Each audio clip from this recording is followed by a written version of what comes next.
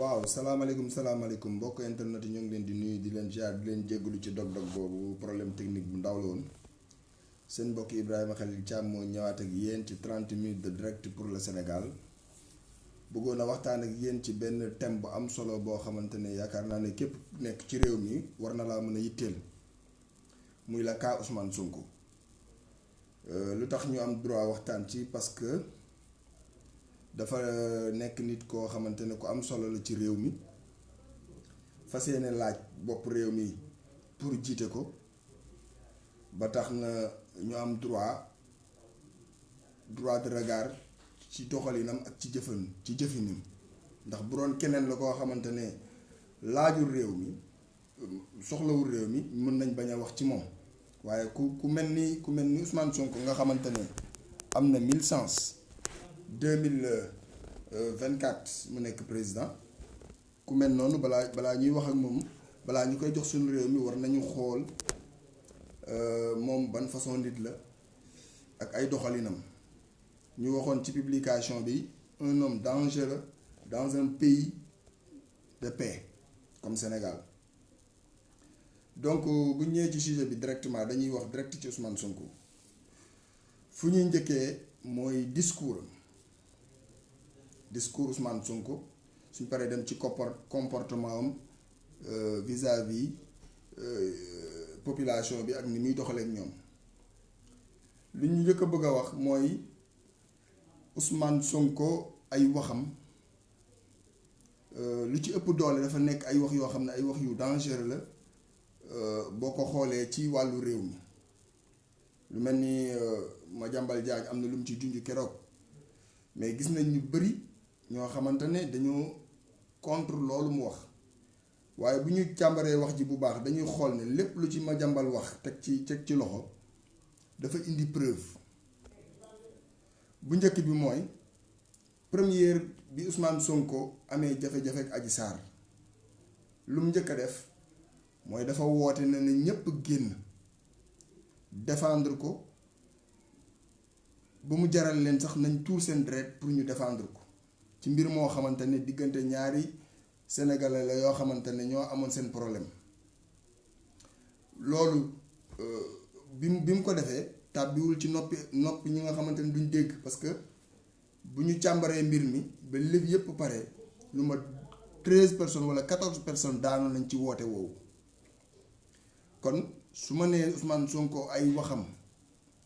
daf ci war a def ndànk parce que ñi muy engagé moo tax te ñi muy engagé ñëpp amuñu même information bi ñu am amuñu même xel bi ñu am mënuñu différencier yenn appel yi lu demee ni keroog bi mooy li ma leen wax sànq mbiru défendre ko ci Adji Sarr am na 14 personnes yu ci dee kooku benn la ci maanaam wax yi nga xamante ne génne na ko muy wax ju dangereux ba mujj indi ay fitna ci dëkk bi ba tey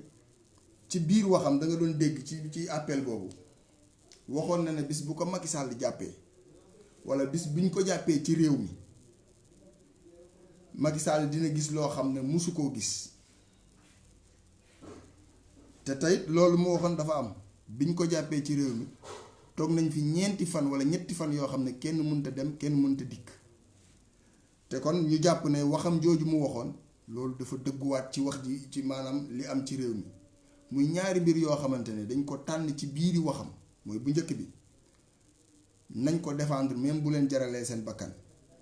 ba mu ko waxee am na ñoo xam ne ñàkk nañ ci seen bakkan loolu benn la ñaareel bi waxoon na ne bis bi nga xamante ne jàpp nañ ko ci réew mi dina yëngu te bañ ko jàppee yaakaar naa ne ñépp gis nañ ne réew mi yëngu-yëngu bi fi nekkoon taroon na tar boo xamante ne ñëpp xawoon a jaaxle ci koo xamante ne dafa sàkkoo jiite réew mi ba tey ñi nga xamante ne te ba mu ko defee li ci gën a metti mooy ñi nga xamante ne ñoom la ñuy wax ne ñoom ñooy les droits de l'hommiste parce que ñooñ foog ñu balaa entre parenthèses balaa ñuy dem dañu seetlu ne ñoom lépp loo xamante ne dafa jëm ci wàllu yelleefu doomu aadama dañ ko yàggoon a xeex di wax justice du def liggéeyam. Justice dafa war a tëddee njaaxaanaay. Justice dafa war a yamale mbooleem ñi nga xamante ne ñoo nekk ci réew mi waaye ci dossier bii gis nañ ne ñoom ñépp kenn nanguwu cee àddu ngir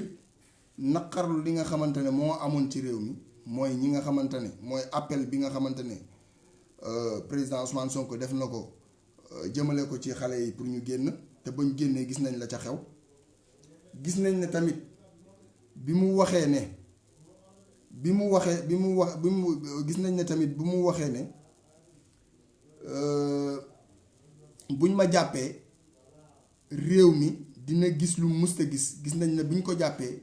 réew mi gis na lu musta gis. loolu ñaari mbir la. ñetteel bi tamit gis nañ ne ci biir waxam bi politique di Sénégal di politique am Sénégal ba tey musugu ñoo gis politicien boo xamante ni day insister tout le temps ci wàllu région walla ci wàllu benn pàcc ci réew mi maanaam fi mu bokk te loolu tamit lu dangereux dëgg la. am na ñenn ci politiciens yu ndaw yi ku mel ni Aliou Dunguru Sow bu nekk Fuuta loolu moo waxoon dañ koy dénoncer waaye mënuñoo tolloolee Aliou boobu ak Ousmane Sonko parce que ñoom ñaar duñu benn bokkuñu classe récréation moo leen boole. kii ci ab benn pàcc la nekk di wax mais kii dafa bëgg a jiite mbooleem sénégalais yi kon mbooleem sénégalais yi boo leen bëggee jiite dafa am ay termes yoo xamante ne waruñu koo xaar ci yow warul mën a génn ci sa gémmiñ loolu moom daf nekk loo xamante ne ay manquement la ci communication Ousmane Sonko loo xamante ne war na ko rectifier parce que moom ñëw rek pour jiite benn pàcc ci réew mi muy Casamance wala muy Fouta mais dafa ñëw pour jiite sénégalais yépp te sénégalais yépp nag boo leen bëggee jiite dafa am nooy doxalee am nooy waxe parce que sa tolluwaay ci information wala ci xam-xam na nga koy waxee est-ce que tolluwaayu ñëpp toll nañ noonu ci niñ koy déggee loolu mooy danger bi ba tax na kon dañu jàpp ne ku mel ni président Ousmane Sonko bu demee bay defati déclaration wala mu demati bay wax ci public balaa muy génn war na ko xool war na natt conséquences yi nga xamante ne su defee déclaration ba pare moo ciy juddu parce que warul moom kàddoom warul yem ak man sama kàddu mi nga xamante ne utuma dara ci réew mi soxlawuma dara ci réew mi waaye nag kàddoom moom mi nga xamante ne moom dafa bëgg réew mi bu demee ba bëgg a jural waa fitna ci réew mi moom war na ko mën a jaral mu bàyyi bëgg-bëggam bàyyi ay kàddoom ngir jàmmi réew mi loolu dañ ko koy rapprocher pour ñi ko jege walla ñi nga xamante ne ñoo nekk ak moom ci langue gi ñu wax ak moom ci wàllu woowu parce que nag lu mel nii mosuñu ko gis Sénégal ba dem na tey ba université la fa xew xam nañ ni mu demee dontale nëppal nañ ko ba mu jeex mais lañ ko nëppal dina judduwaat parce que nag lu feeñ ci sëy dafa nuyoo woon ca ngoro la mais dañ koo fayul te loolu yépp li ko indi mooy façon discours bi muy tenir parce que affaire Adji Sarr bi moom moo ci njëkk a tudd waa Casamance moom la woon ak benn moo ci njëkk a tudd turu Casamance moo njëkk li Madiambal Diagne tam bi waxoon dëgg la moo bi mu demee Casamance bi mu bëggee élection yi di def campagne moo njëkk a taxaw ne Macky Sall bëggul Casamance deful dara Casamance pourquoi moom mu tànn pourquoi waxul ne Macky Sall deful dara Diourbel pourquoi waxul Macky Sall deful dara Fouta pourquoi mu insister ci Casamance bi nga xamante ne moom la dëkk te loolu day tax ñi nga xamante ne dëkkuñu fa walla bokkuñu fa dañuy am ab ragal ci loolu parce que loolu ay indice la yoo xamante ne lu feeñ ci wax dafa nekk ci xol ba sax fa te xam naa ne loolu boo xoolee discours yi muy def yëpp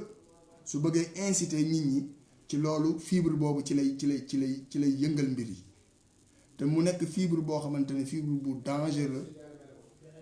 fibre bu dangereux la ci xale yi réew mi bu dee ñun mukallaf yi wala ñun ñi nga xam ne yàgg nañ ci réew mi tey man exemple boo ñëwee sama kër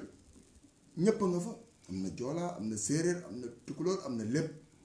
ñun amuñu problème boobu mais ñi nga xamante ne mënaguñoo ràññee xàmmeeguñu mënaguñu séparer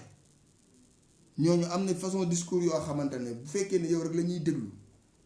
nga leen di wax loolu mel noonu ah lu xew ci réew mi boo ci bëggee génne say responsabilité loolu du mën a nekk te nañu bàyyi tamit di wax ni boo nit bu defee defam ba pare ne responsabilité bi yépp état bi la gaa état bi moom mooy premier responsable ci lépp loo xam ne moo xew Sénégal loolu moom kenn weddiwu ko waaye nag kenn ku ne danga ci am sa responsabilité individuelle kenn ku ne danga ci am sa responsabilité individuelle boo xamante ne yow yaa ko sooke te damay faral di wax ni Ablaye Wade bu mu bëggee réew mi 88 wala 93 bi mu gañee 93 bi mu gañee 93 bi mu gañee lañ ko waxoon dañ na ko woon na forcé dem mi ne moom du musa forcé di dox ci ay néew pour dugg palais te loolu nag mooy wàllu gor loolu mooy wàllu gor noonu la war di doxee parce que dafa am loo xam ne outil boo xam ne boo ci amee sax dafa da nga war a am gàcce taxaw ci nit ñi di ko afficher maanaam tey koo xamante ne dafa dem luubal ak sàcc alal réew ba nekk milliardaire bu taxawee di wax kooku xam nga ne pour déglu ko du yomb walla kenn du ko naw ngeen may ma une minute ma ñëw baax na weer baax na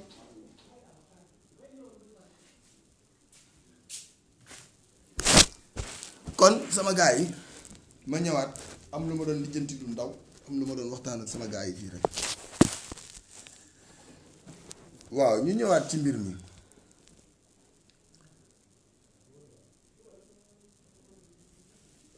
bu ñu ñëwee ci mbir yi nga xamante ne xew na fi ñu jàpp ne lu mat 2 junni nit ñàkk nañ ci seen liggéey ñoo xamante ne ñi ñoo ngi Total nee nañ ñii ne ñoo ngi Auchan mais ñooñu li sooke loolu yépp moo ngi jóge ci discours rek moo tax wax moo yéeme te dangereux moo tax balaa nit di wax yenn wax yi walla def yenn déclaration yi war na xool yan conséquences lay jural réew mi moo waxuma sax sa bopp yow mi koy def parce que yow benn nit nga mais ñi koy déglu façon nit yi déglu li ngay wax yan façon nit lañ fan la seen tension yam fan la seen dégg-dégg yam fan la seen humanité yam loolu yëpp danga ko war a natt danga war a natt loolu yëpp pour xam ban communication ngay def vis-à-vis ci ñi nga xamante ne ñoo ànd ak yow kon loolu lu ñu war a bàyyi xel la waaye nag li ñuy waxuñu Ousmane Sonko rek mais mbooleem ñi nga xamante ne dañuy wax ci média walla bu ñu waxee ñu déglu leen ñooñu lépp lu ñuy war a wax ci réew mi dañ ko war a xoolaat mais rawatina ñi nga xamante ne ñoom lañu fas yéenee dénk suñu réew ëllëg ñi ñu war a dénk suñu réew ëllëg ñooñu il faut ñu xool ñoom ñooy ñan ak lan lañu capable ak lan lañu ñemee def te dafa am lu feeñ lu bari ci mbiru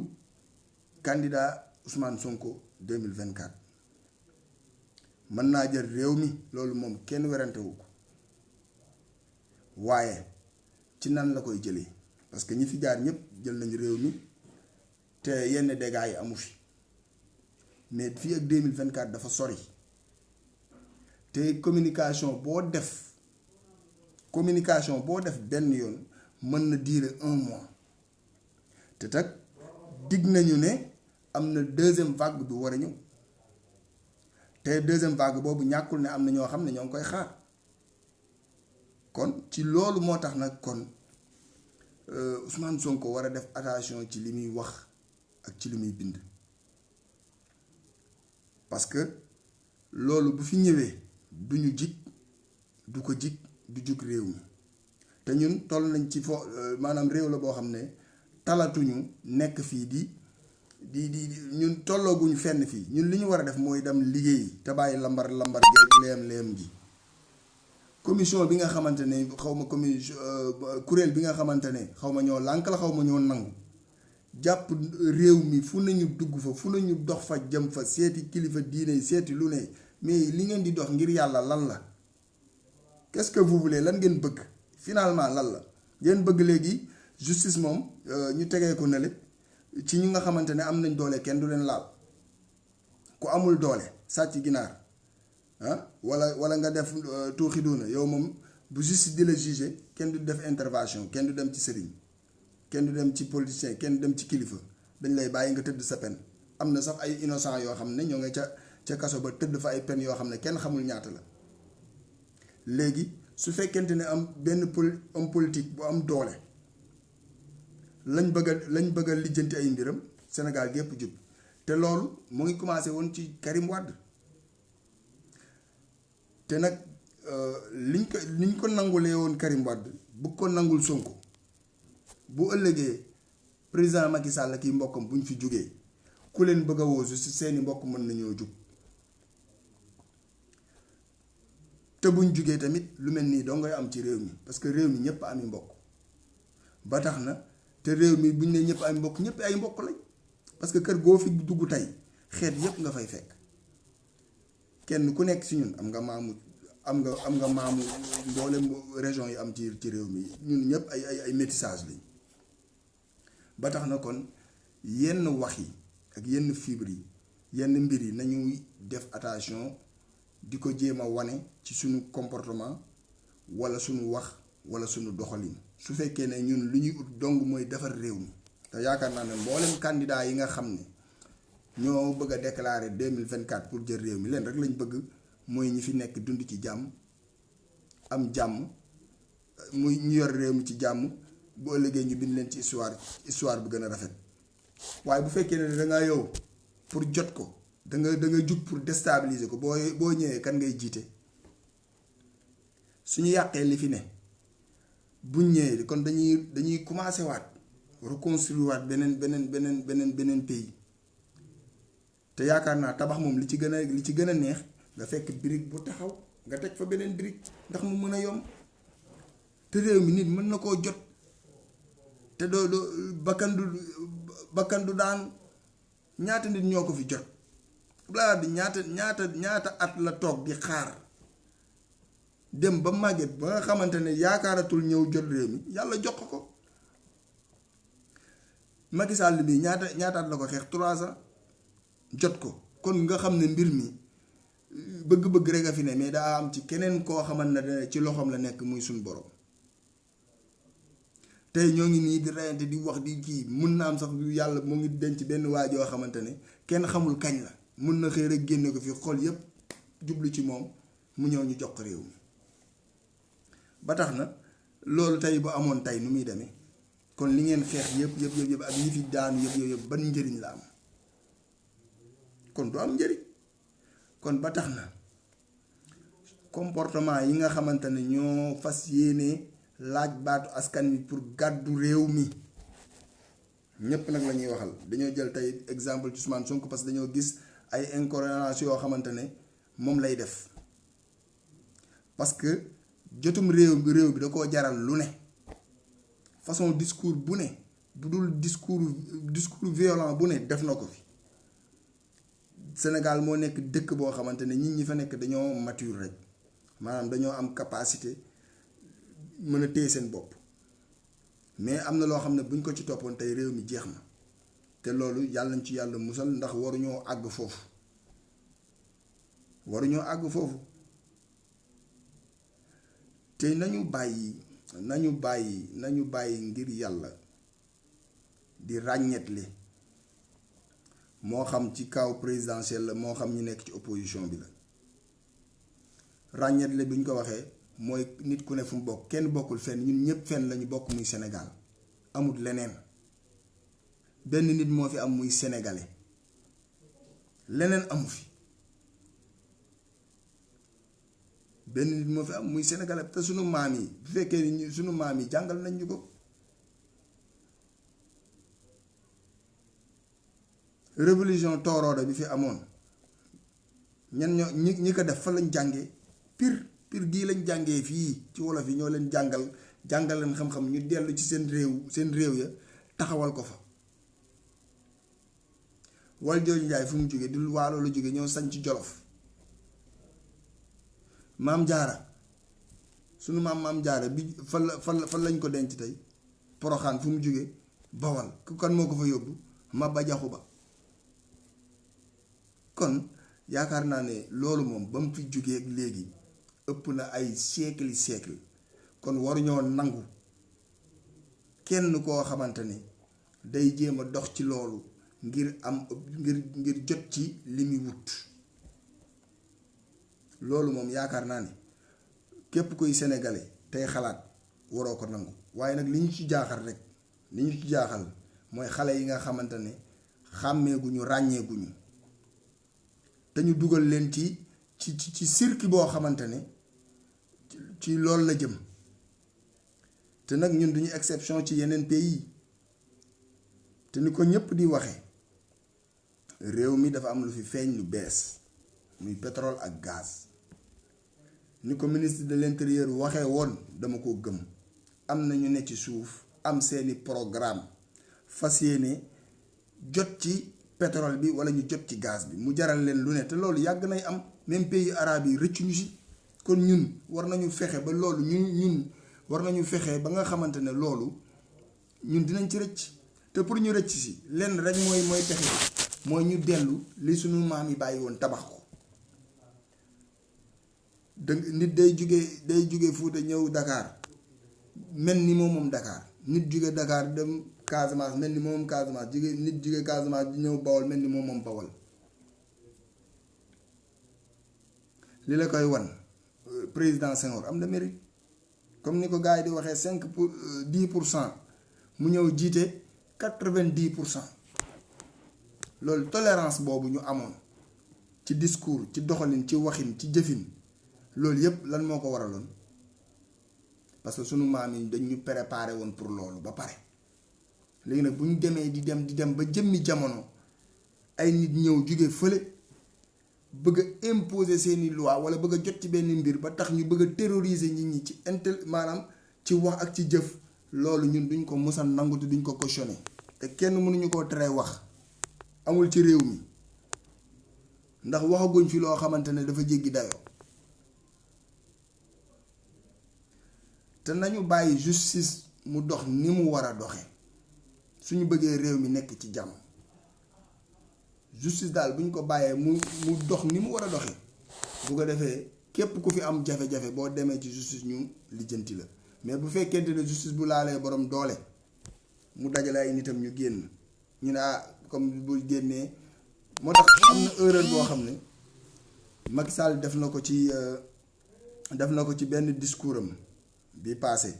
31 décembre bi mu naan yenn nit ñi maa jël sama loxo teg ko ci seen dossier ndax bu ñu leen jàppee réew mi toj loolu warul am ak ku mënti doon ci réew mi boo defee lu dul yoon dañ laa war a teg ci yoon loolu mooy dëgg. su fekkee loolu mënul nekk nag ñu xam ne ñun nekkatuñ ci république ak noo mënta tudd noo mënta sant foo mënti dëkk foo mënti bokk boo defee lu dul yoon dañ laa war a indi teg la ci kanamu yoon te loolu lu koy indi mooy nañ dooleel yoon il faut ñu dooleel yoon may leen maanaam tey dem nañ ba nga xamante ne sunu procureur yeeg sunu magistrat yi dañoo ragal na leen leen indee dossier nga ne man dossier bii nga daw dossier bi wala nit ñi indil le dossier nga taxaw ne carrément dossier bii duma ko laal parce que sama rakk ko aawa sama rakk ci xeet boobu la bokk mais est-ce que yéen a ngi imaginer loolu bu continuer moo tax indépendance de la justice bi ñuy wax man ànduma ci indépendance de la justice man tey bu fekkoon magistrat la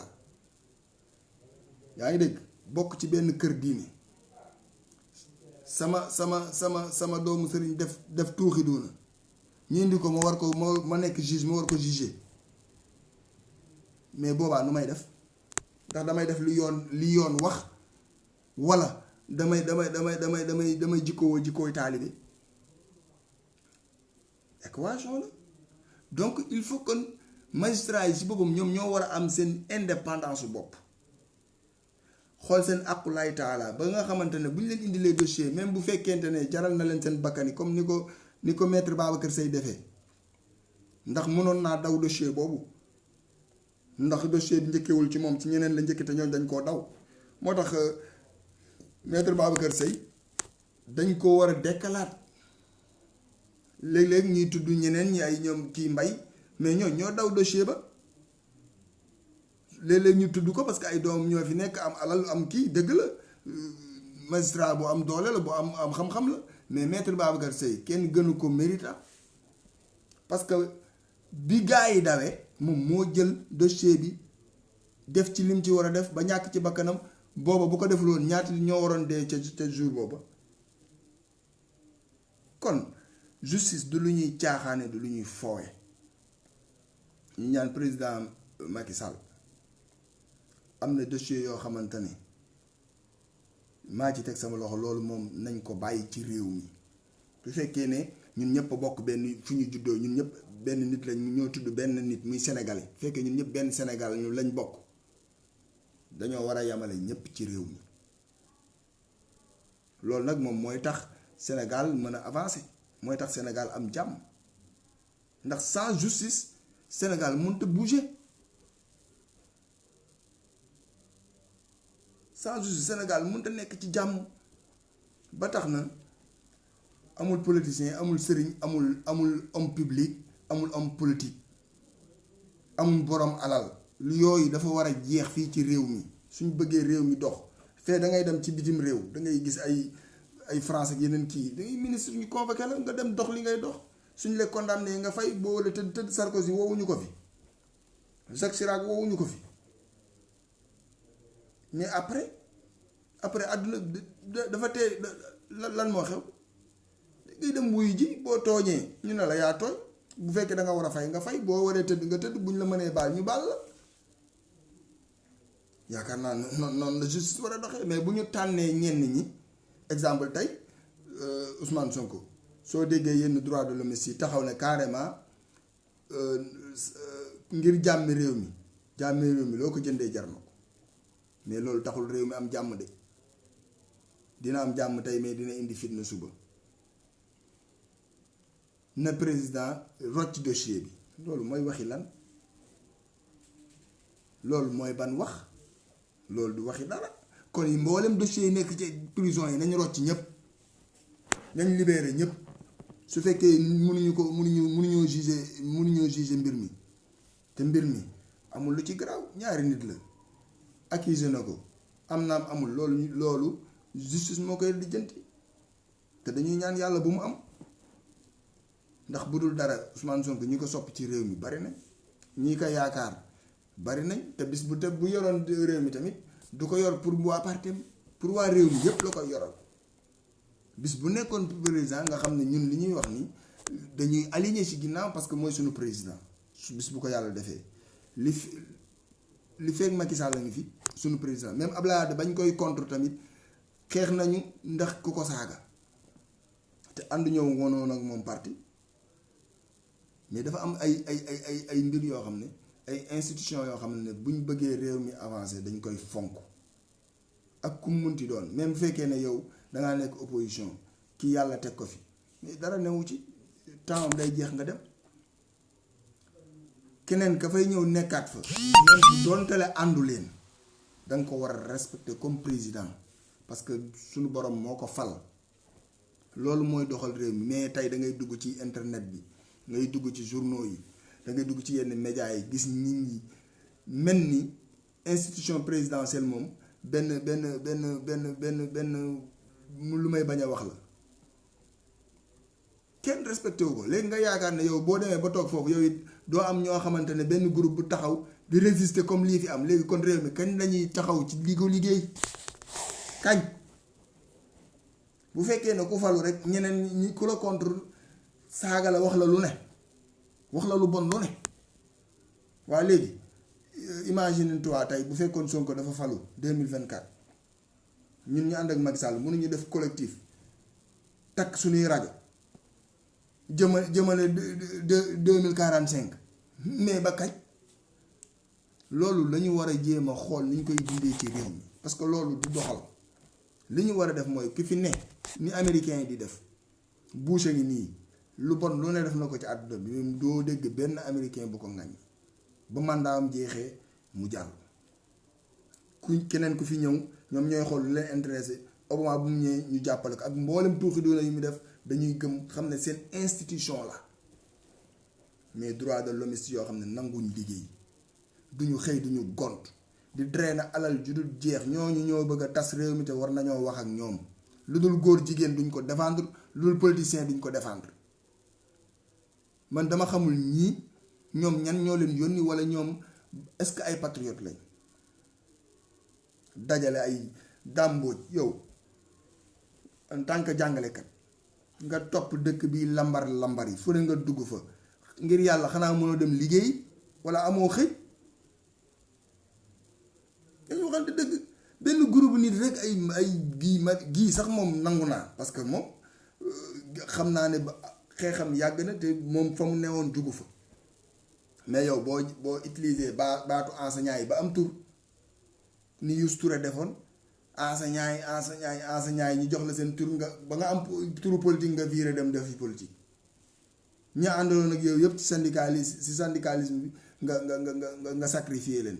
parce que say affaire baax na nañu bàyyi di utiliser yenn association yi ak yenn syndicat yi ak yenn kii yi ngir mën a dem nañ ko bàyyi c'est pas normal ay nit yoo xamante ne dañuy ñëw dajale nit ñi nii di wax bañ gis leen ba ràññee leen rek recevoir leen wala ñu jox leen rek ñu teg ci biir dem uti leneen ana sawaa jooju ni ñu koy waxatee borom sikkim ba ki nekkoon Kisens anamu xëy ñu xëy gis ko mu ànd ak coalition xaw ma Idriss Seck ne day politique nii qu'on se dit la vérité am na yoo xamante ne affaire u ñàkk fayda la dañ ko war a teg ci réew mi syndicalistes yi tamit ak yenn regroupement yi nga xamante ne c'est apolitique ñañ fay teg war nañ leen xool parce que am ñoo xam dañ cay jaar rek pour mën a accéder ci politique pour mën a am tour te loolu bu fekkee loolu mooy sa objectif ci mbir mi mais la nga jiite du dem la nga jiite du avancer ñu di kon mën nañ wax ne ci gàttal pour tënk mbir mi ci lu gàtt président Ousmane Sonko mi nga xam ne moom moo jiite Pastef war na xool ay waxam di ko mesurer balaa mu koy génne parce que koo xamante ne jël nga deuxième wala troisième ci élection nationale nga xam ne boo waxee day engager milliers de personnes te ñooñu ñëpp mënoo leen contrôler ñoom ñëpp xamoo seen degré de compréhension fu mu toll xamuloo seen xol fu mu toll balaa ngay wax dara wala nga leen di engager ci benn combat war nga xool noo koy defee ak noo koy waxee parce que tamit boo fekkee ne da nga leen a dugal da ngaa dugal réew mi ci tuuxi duuna doo fi fekk loo jiite te njëriñ lañ fekk lañ wax mais balaa ngay mën a toog ci réew mi day fekk waa réew mi ne fi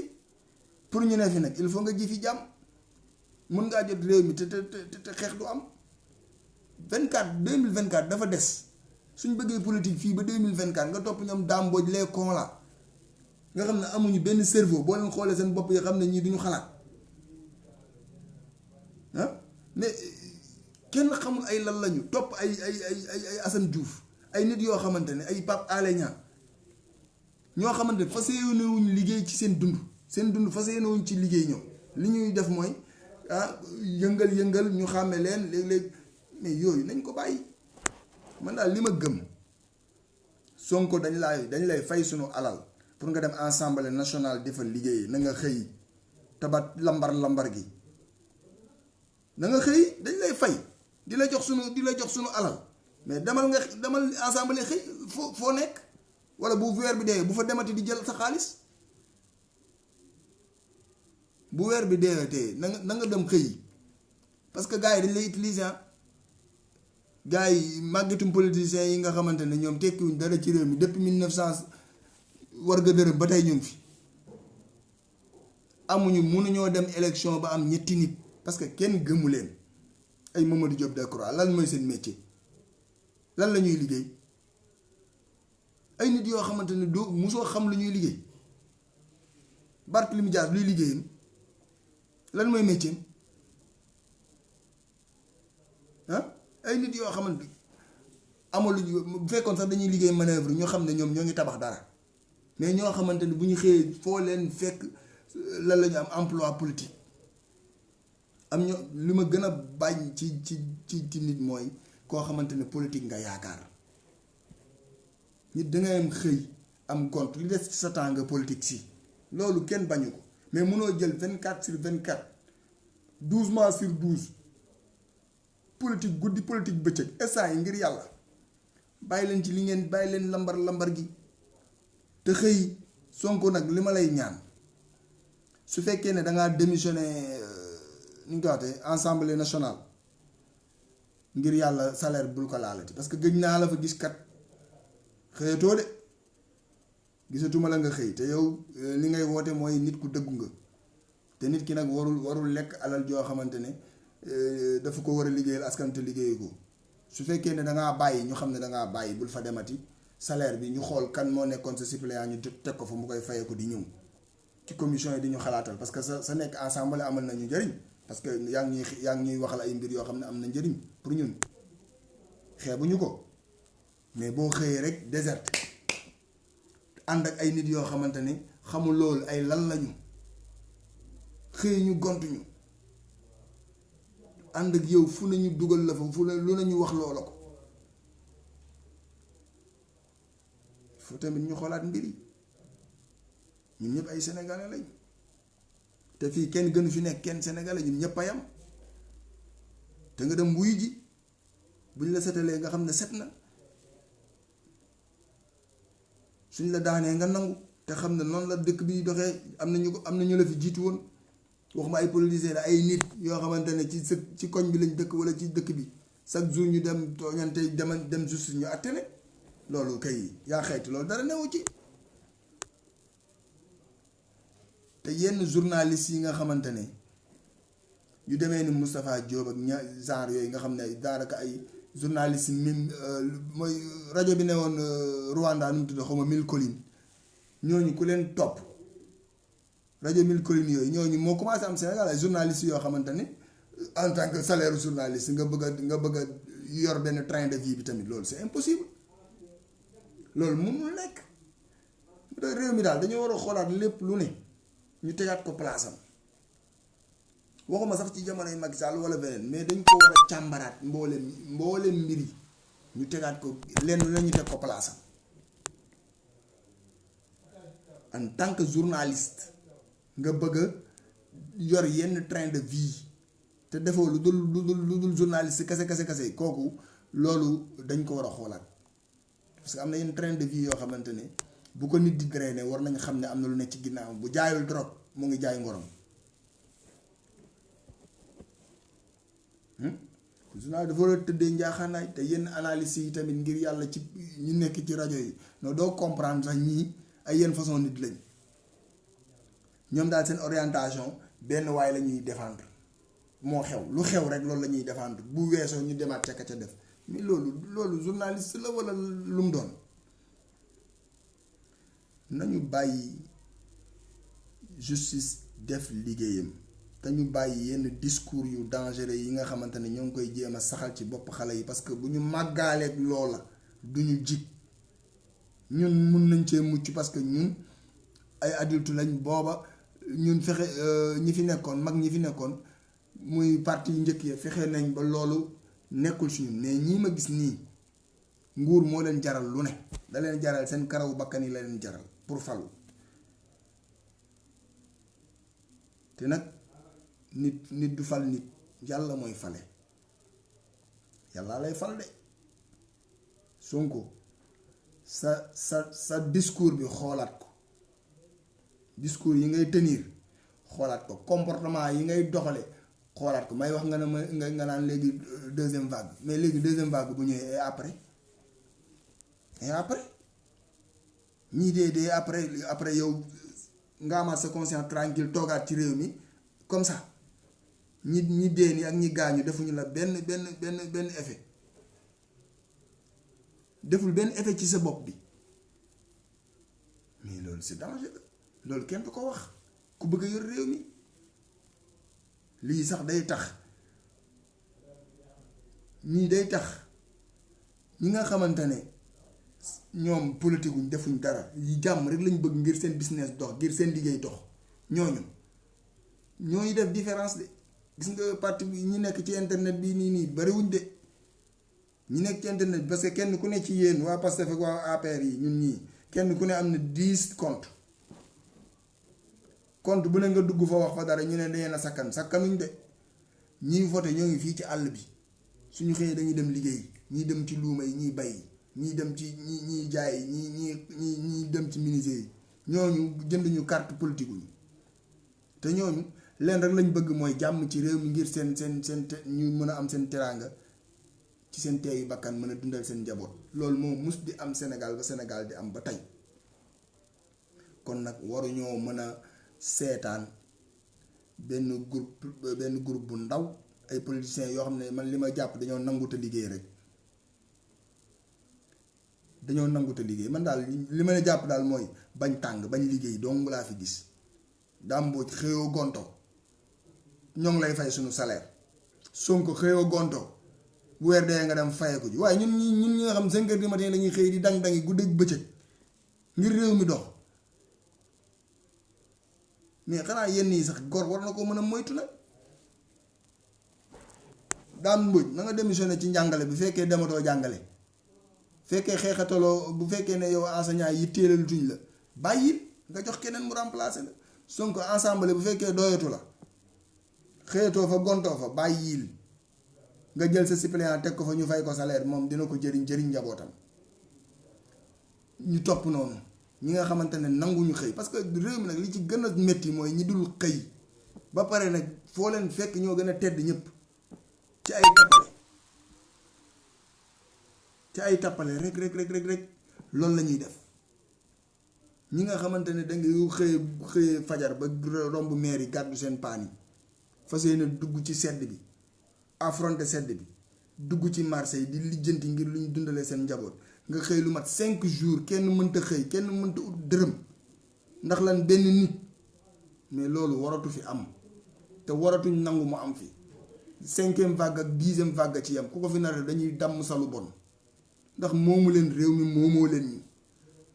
ñun liggéeykat yi moomoo leen ñu ay politique warul tax ay nit ñu mën a téye réew mi ñetti fan liggéey ñu doon liggéey Total ana ñu tey boo demee Total bu jàmm gën sa yaram day daw dañ ko taal mais lu mu gàtt doon na employé 10 personnes ana ñu ñooñu tey 10 personnes yooyu nga yaakaar kenn ku ne du dundal lu mu dee 5 personnes wala 10 personnes ñooñu ana ñu est-ce que yow yaa leen di jox seen dépense ak koor gii ñu dëgmal ni may wax ngay wax ay 2e vague ak 3e vague nañu waxante dëgg quand même nañu yërëm nit ñi mooy fi mu toll nii politique dafa jotagul politique jotagul 2014 dafa des na lu mu gàtt 3 ans léegi bu ñu bëggee commencer politique heure bi jëm 2014 mais liggéeykat yi fu ñu jëm ñi nga xamante ne sama saar yi nga xamante dañuy xëy uti junni bu ñu joxee dépense chaque jour soo xëyee nga 3 jours nga tere leen xëy fu ñu jëm yow sa compte fees na dell xam naa sàcc nga ci suuf si ba doyal yow yaa ngi jaayantu di am looy dóor daa Mbodj moo ngi noonu même chose kay moom moo ngi ni nga Pape Alé Niang moo ngi falsifier ay dossier di fen di dajale di ut lu mu am kon ñun li ñuy ñaan mooy politique jotagul président Macky Sall 2 mandats la waxoon moom la fiy def moom it moomuñu 2 mandats la wax 2 mandats lañ ko signé parce que nag dañoo àndoon ak ay nit yoo xam ne dañoo daanu ci xeex 2012 2011 2012 te ñooñu waxuma la dara mémoire rek war na tax rek ñun ñu honoré loolu xawma keneen de man laa wax man mi nga xamante ne APR laa bokk di jàppale Macky Sall 3e mandat bokkul ci lu ma koy jàppale parce que signé wu ma woon ak moom loola loolu moom bokk ci te man gisaguma fu mu wax ne da koy def yi ma gis yëpp dana defu ko benn yoon laa dégg muy wax ne su ma waxee waaw su ma waxee loolu concerné wuñ li am solo mooy bis bu ko jéemee def résistance bi amoon 2012 wala 2011 dina ko gis loolu moom ala kulli yàlla 2 mandats moo fi war a am parce que nguur dafa neex bu yàggee da ngay dem ba da ngay paranoïaque da ngay toog rek bañ a jóg yaakaar ne non loolu moom duñ ko nangu. yenn waa APR yi tamit yi nga xamante ne dañuy utiliser seeni pouvoir pour xoñañal doomu aadama yi wala pour maate leen wala pour indi leen ay fitna nañ ko bàyyi. mairie yi tamit nañ ci wax mairie yi jeex na bu fi kenn waxati maire amatu fi maire amatul ci réew mi ku dem sa mairie bu la maire tojal nopp bi maire amu fi fii kenn nekkatu fi maire parce que mairie yi jeex na depuis calendrier électoral nañ ko respecté maanaam mbir bi dafa war a nekk loo xamante ne c'est naturel lu jot ñu def ko parce que sénégalais yi weesu nañ yooyu quoi lenn rek moo fi xaw a nekk problème mooy yenn discours yu violent yi nañ war a bàyyi mën nañ politique te bàyyi yenn discours yu violent yi wala inciter nit ñi ci violence parce que violence moom du bàyyi kenn bu ñëwee ñëpp lay raafale loolu buñ ko bàyyee nit ñi dinañ continuer di liggéey politique bi di dox économique bi di dox bu élection jotee ñi dem élection continuer waat addu maanaam ñun ñëpp ñu am jàmm lii daal laa xam ne suñ ko defee réew mi mën nañu mucc ci lu bari di soññuwaat ñi nga xamante ne ñooy bëgg a jël réew mi ëllëg nañu xool ni ñuy waxe ak ni ñuy doxe ak ni ñuy comportement ak seen comportement te boo bëggee liggéey réew mi ne da ngay nangoo liggéey mais yow poste bi ñu la jox nangoo liggéey daw rek ngay def soo xëyee tey balaa ngay xëy di une semaine wala 1 mois après nga bëgg nga ne yow yaa baax te yow nangoo liggéey te ba pare di fayee ko xaalisu réew mi di ko lekk après nga ne nañ la jox keesu réew mi yow bu ñu la joxee keesu réew mi nga lekk ko toog parce que yow xamoo liggéey amoo culture bi liggéey culture la liggéey du question mën ko de nit mën na métier ba pare bañ tàng nit mën na aay torop am xam-xam mais nangute liggéey culture la da nga koy tàmm ci sa yaram boo xëyee ne ci ba guddi nga dem tëddi noonu la muy war a doxee di leen nuyu di leen ziar bu baax a baax di wax nag di soññuwaat ñi nga xamante ne ñooy homme politique yi bañ liggéey nañ dem xëy lambar gi ak leem gi dafa doy daa mbóoj demal nga liggéey da wutil classe demal nga jàngale ji ñiy jàngale gënoo leen mais mënoo topp télé ak rajo yi rek di wax rek loolu buñ la ci fayee boo ko lekkee tamit riba nga lekk Sonko demal nga xëy assemblée ba 2024 nga ñëw ba xam dinañ la jox réew même déet jàpp naa ne daal loolu buñ ko defee kenn ku ne boo xëyee nekk ci li nga war a nekk boo nekk sa liggéey bu ngoonee nga waxtaan li nga war a waxtaan bi la woowee ci débat yi nga débat bu ko defee jàmm am ci réew mi ñu mën fee dund bu teey bakkan ndax dañ fi am ay doom yoo xam ne liñ leen bàyyil fii dañ leen fi war a bàyyil loo xamante ne buñ ñëwee dinañ fi dund bu baax bu teey fekk développement am ci réew mi pétrole bi génn gaz bi génn ñu ànd ak loolu yëpp développé Sénégal mais bu ñu yàqee réew mi bu ñu tasee réew mi avant loolu ku fi ñëw it doo fi yor dara waaw di leen nuyu bu baax di leen ziar di dégg gaa yëpp ba beneen yoon incha allah jaa ngeen jëf.